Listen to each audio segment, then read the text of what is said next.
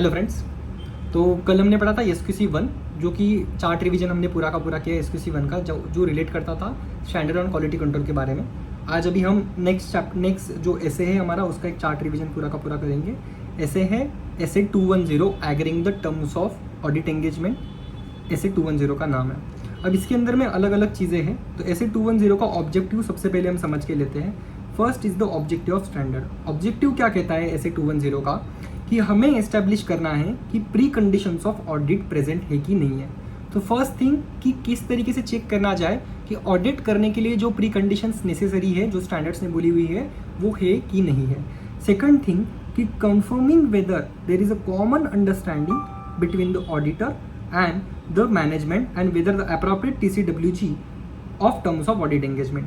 तो हमको देखना है कि हमारे बीच में एंड मैनेजमेंट के बीच में प्रॉपर अंडरस्टैंडिंग है कि नहीं है, किस किस चीज़ों के बारे में, TCWG terms of audit engagement के बारे में, ये चीज़ें ये कहता है। अभी हम स्टैंडर्ड के साथ में चलते हैं। The first thing which standard says is the pre conditions of audit. Second thing जो स्टैंडर्ड में बोला गया है कि एंगेजमेंट लेटर के कंटेंट्स कौन से हमारे होने चाहिए।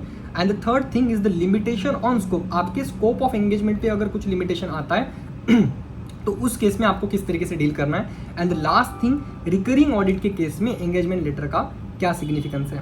सो first thing is the pre conditions of audit. What are the pre conditions of audit. So आपको इस चीज को याद रखना है। तो सबसे पहली चीज आपको याद रखना है FRF इज एक्सेप्टेबल। इसको याद करने का तरीका मैं आपको पहले बताते जाऊंगा और फिर इसको मैं एलाबरेट भी करूंगा। So first thing is the FRF is acceptable. Then management की रिस्पॉन्सिबिलिटी क्या क्या है। तो preparation and presentation of financial statement, internal controls, access to information, additional information, unrestricted access, ये चीज़ें आपको याद रखनी है। इसको याद कैसे रखोगे। सबसे पहले FRF is acceptable. Then management की रिस्पॉन्सिबिलिटी कौन सी, preparation and presentation of financial statement, internal control, access to information, additional information, ऐसी चीज़ें याद रखनी है। तो सबसे पहली चीज़ प्री कंडीशन ऑफ ऑडिट क्या है कि सबसे पहले चेक करो कि फाइनेंशियल रिपोर्टिंग फ्रेमवर्क जो भी फाइनेंशियल स्टेटमेंट बनाने में लगाया गया है वो एक्सेप्टेबल है कि नहीं है। अगर कोई फ्रेमवर्क ही गलत तरीके से लगाया गया है, फाइनेंशियल स्टेटमेंट ही अच्छे तरीके से बनेगा क्या, स्टैंडर्ड्स के हिसाब से जो भी अकाउंटिंग स्टैंडर्ड है या फिर इंडेस है या फिर जो भी फ्रेमवर्क लगेगा उस तरीके से प्रॉपरली बने कि नहीं बने, इसके लिए पहले फ्रेमवर्क चेक करो प्रॉपर लगाया कि नहीं लगाया। अगर प्रॉपर नहीं लगाया है तो हमको पहले देखना पड़ेगा कि प्री कंडीशन नहीं है। सेकंड थिंग कि मैनेजमेंट से आप क्या कर लो, एक एग्रीमेंट ले लो कि वो एक्नॉलेज कर रहा है उसकी रिस्पॉन्सिबिलिटीज रिगार्डिंग टू, मतलब ही एक आप MRL ले लो, मैनेजमेंट रिस्पॉन्सिबिलिटी स्टेटमेंट ले लो कि मैनेजमेंट कह रहा है पहली चीज कि फाइनेंशियल स्टेटमेंट हम जो भी बना रहे हैं वो AFRF के हिसाब से, मीन्स जो भी हमारा फाइनेंशियल रिपोर्टिंग फ्रेमवर्क है, एक्सेप्टेबल फाइनेंशियल रिपोर्टिंग फ्रेमवर्क है, उसके हिसाब से है कि नहीं है। Second is the internal controls. Internal controls management डालेगा, जो भी फाइनेंशियल स्टेटमेंट बनाने के लिए इंटरनल कंट्रोल्स नेसेसरी है उसको मैनेजमेंट फाइनेंशियल स्टेटमेंट के लिए जो भी जरूरी है उसके इंटरनल कंट्रोल डालेगा। Next point is the access to the information. सारी की सारी जो भी इंफॉर्मेशन रहेगी जो कि ऑडिट करने के लिए रिलेवेंट है वो इंफॉर्मेशन मैनेजमेंट आपको प्रोवाइड करेगा। Fourth point is the additional information. जो भी आप इंफॉर्मेशन मांगोगे वो मैनेजमेंट को देना जरूरी है। एंड द लास्ट पॉइंट की अनरिस्ट्रिक्टेड एक्सेस। जो भी पर्सन से या फिर जगह है आपको ऑडिट एविडेंस गैदर करने के लिए जो भी चीज़ें के लिए आपको जाना पड़ेगा उसका एक्सेस आपको दे। आपको ऐसा ना बोले कि ये बंदे के पास में आप मत जाओ। अगर आपको ऑडिट एविडेंस लेने के लिए वो जरूरी है तो आपको उस बंदे के पास में मैनेजमेंट ने जाना देना चाहिए। तो there were the pre conditions of audit. Second point is the what are the contents of engagement letter. So agreed terms of engagement shall be included in engagement letter. सबसे पहली चीज एंगेजमेंट लेटर के content कौन से होने चाहिए। कोई भी अगर आप ऑडिट एक्सेप्ट कर रहे हो तो सबसे पहले एंगेजमेंट लेटर आप साइन करा के लो। उस एंगेजमेंट लेटर के अंदर में क्या होना चाहिए, एग्रीड टर्म्स एंड कंडीशंस होनी चाहिए। और उसके अंदर वो टर्म्स एंड कंडीशंस में क्या होना चाहिए, तो 3 चीजें होनी चाहिए। सबसे पहले दिया है principal content, second is the additional information which may be required and third is the other matters. तो what are the principal content. अगर प्रिंसिपल कंटेंट है, आपको याद रखना है, अगर प्रिंसिपल कंटेंट आपने एंगेजमेंट लेटर में नहीं डाला है तो उस केस में वो नॉन कंप्लायंस ऑफ केस है। अगर एडिशनल जो इन्फॉर्मेशन है अगर रिक्वायर्ड है वो नहीं डाली है तो भी चल जाएगा, वो ऐसे का नॉन कंप्लायंस नहीं है। लेकिन जो अदर मैटर्स है अगर वो रिलीवेंट होते हैं आपके ऑडिट के लिए और आपने नहीं डाले एंगेजमेंट लेटर में तो फिर वो ऐसे का नॉन कंप्लायंस है। तो ये 3 चीज़ें आपको याद रखनी है। So first thing is the principal contents of the engagement letter. अभी आप इसको याद कैसे रखोगे। ऑब्जेक्टिव एंड स्कोप क्या, तेरी जिम्मेदारी क्या, मेरी जिम्मेदारी क्या, AFRF यूज किया कौन सा, एक्सपेक्टेड फॉर्म एंड कंटेंट कौन सा, and the last is the statement that it may differ. तो फर्स्ट थिंग आप क्या करो, ऑब्जेक्टिव और स्कोप क्या रहने वाला है ऑडिट का वो आप अच्छी तरीके से डिफाइन कर लो। ऑब्जेक्टिव एंड स्कोप क्या, तेरी जिम्मेदारी क्या, मेरी जिम्मेदारी क्या। तेरी जिम्मेदारी means the responsibility of management, what are the responsibilities of management clearly define करो एंगेजमेंट लेटर के अंदर।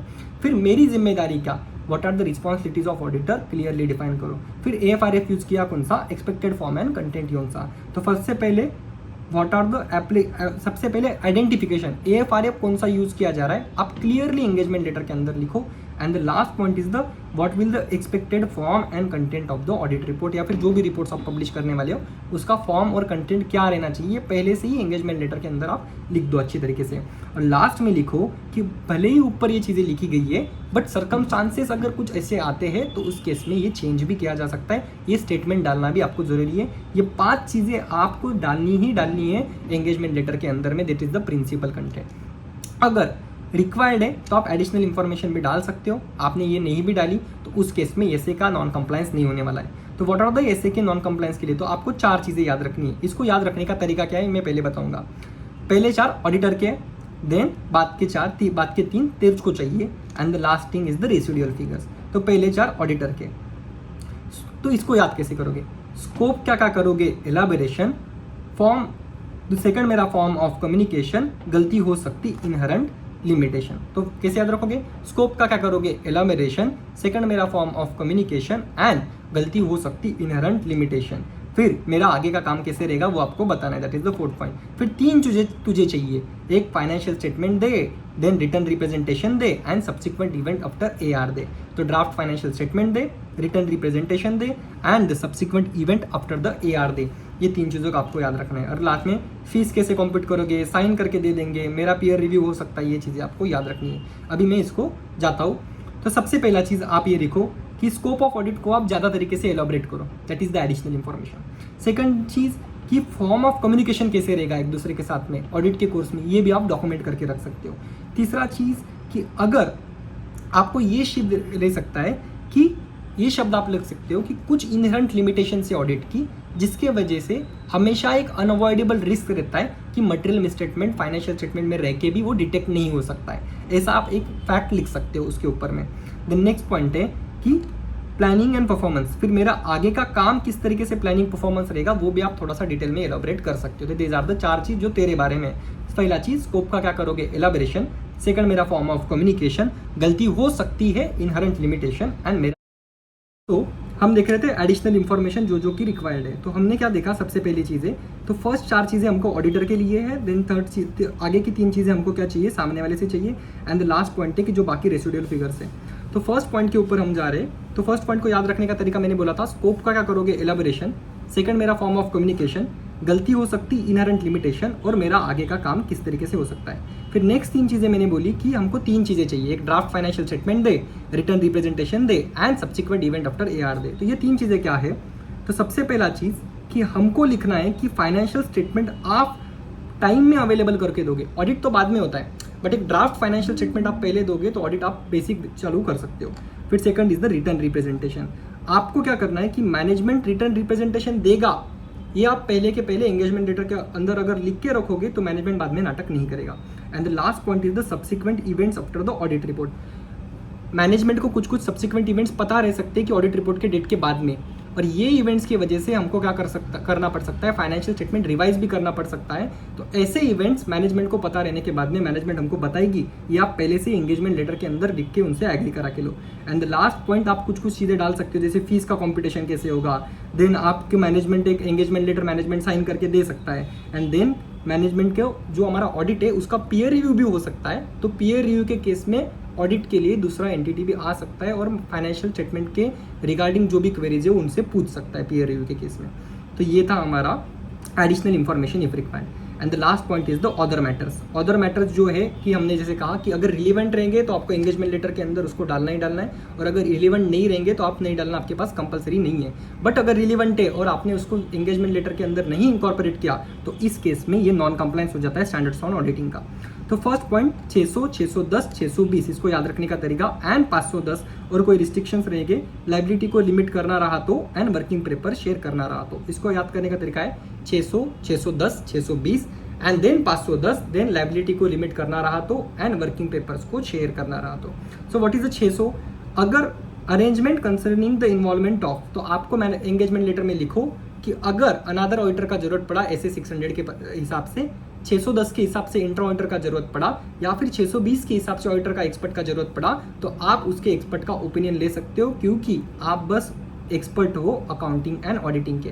तो बाकी केस में अगर किसी का एक्सपर्ट का जरूरत पड़ता है तो आप ले सकते हो, पहले से मैनेजमेंट से एग्री करा के ले लो, क्योंकि ऐसे हमको बोलते हैं। फिर है 510। 510 में क्या करना पड़ता है कि जो पिछला ऑडिटर था, आप अगर नया ऑडिटर हो तो जो पिछला ऑडिटर था आपको उसका क्या करना पड़ेगा कि एनओसी लेना पड़ेगा, इसलिए पिछले ऑडिटर से भी बातचीत कराने का जिम्मेदारी मैनेजमेंट आपको दे, या फिर आपको रिस्ट्रिक्शन ना लगाए। फिर ऑडिटर की लायबिलिटी के ऊपर अगर कुछ रिस्ट्रिक्शंस लगाने हैं तो वो पहले ही लिख के ले लो। एंड लास्ट पॉइंट में कि अगर आपको थर्ड पार्टी या किसी पार्टी के साथ में अगर कुछ शेयर करना है वर्किंग पेपर्स, तो उसमें मैनेजमेंट से पहले बोल के लो कि किस किस के साथ शेयर करोगे या नहीं करोगे, क्योंकि वर्किंग पेपर्स बस आपकी प्रॉपर्टी, क्लाइंट आपको फोर्स नहीं कर सकता है। फिर नेक्स्ट पॉइंट है, second last point is the limitations on the scope of the engagement. अगर आप ऑडिट कर रहे हो या फिर ऑडिट करने के पहले क्लाइंट बोलता है कि आप ये नहीं कर सकते हो, या यहाँ पे नहीं जा सकते हो, या इससे नहीं मिल सकते हो, इसको कहते हैं कि आपके स्कोप के ऊपर लिमिटेशन ला रहा है, या फिर आप इतना ही चेक करो।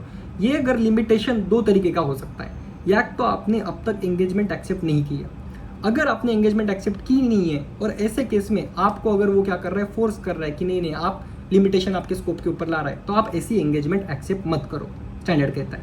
लेकिन अगर लॉज एंड रेगुलेशन कहते हैं तो उस केस में आप उसको एक्सेप्ट कर लो, even though scope of limitation है। फिर second day is the after the acceptance of engagement. अगर आपने एंगेजमेंट एक्सेप्ट कर ली और उसके बाद में अगर मैनेजमेंट कहता है कि आप ये नहीं कर सकते हो, तो उस केस में आपको क्या करना है?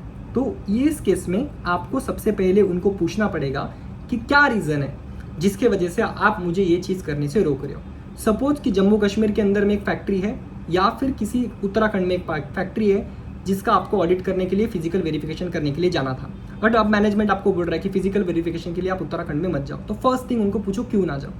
तो अगर उनका रीज़न वैलिड है, समझो यहाँ पे बाढ़ आ गई है, यहाँ पे अभी प्रैक्टिकली जाना पॉसिबल ही नहीं है, तो ऐसे रीज़न अगर वैलिड है तो आप एंगेजमेंट को कंटिन्यू करो। लेकिन वैलिड रीज़न नहीं है, जानबूझ के आपको रोका जा रहा है कोई ऑडिट एविडेंस लेने से, तो ऐसे केस में आप उसको कंटिन्यू मत करो। तो सबसे पहली चीज़, अगर सेटिस्फैक्ट्री है तो कंटिन्यू कर दो चेंज के साथ में, अगर सेटिस्फैक्ट्री नहीं है तो ऐसे केस में आपको विड्रॉ करना है। सबसे पहले एग्री मत करो चेंज के साथ में, एंगेजमेंट से आप विड्रॉ कर दो, ऑडिट से आप विड्रॉ कर दो। देन उसके प्रोफेशनल लीगल रेगुलेटरी कंप्लायंस कुछ है क्या, किसी को कम्युनिकेट करना है क्या, गवर्नमेंट को कम्युनिकेट करना है, या फिर बाकी कोई उसके प्रोफेशनल लीगल कॉन्सिक्वेंसेज है क्या, वो आप चेक कर लो और उस हिसाब से आप सीक्वेंस देख लो। तो हमारे पास में एक रिक्वायरमेंट ऐसी है कि हमको एक स्टेटमेंट सबमिट करना पड़ता है 30 दिन के अंदर अंदर रेजिग्नेशन के। जैसे ही आप रेजिग्नेशन कर देते हो आपके स्कोप के ऊपर अगर कोई रिस्ट्रिक्शन डालता है तो अगर वो गवर्नमेंट कंपनी है तो उस केस में आपको controller and auditor general and company, ये दोनों को स्टेटमेंट देना पड़ेगा कि मैंने क्यों इस एंगेजमेंट से विड्रॉ किया। और अगर वो नॉन गवर्नमेंट कंपनी है तो वो केस में आपको कंपनी एंड जो आपका रजिस्टर ऑफ कंपनीज रहेगा उस एरिया का, वो रीजन का, उसको आपको ये 30 डेज के अंदर अंदर सबमिट करना पड़ेगा। तो this was the limitation on the scope of the engagement. तो ये हमने देख लिया। And the last point is the recurring audit. Recurring audit के केस में हमारे पास में क्या रह सकता है?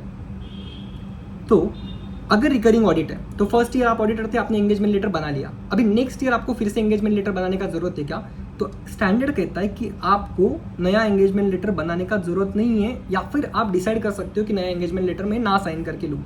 लेकिन कुछ ऐसे सर्कमस्टांसेस है जिसके अंदर में आपको लेना ही लेना है नया एंगेजमेंट लेटर साइन करके, मीन्स सर्कमस्टांसेस में अगर चेंज आता है तो, और कौन से सर्कमस्टांसेस है वो भी स्टैंडर्ड ने हमको दिया है।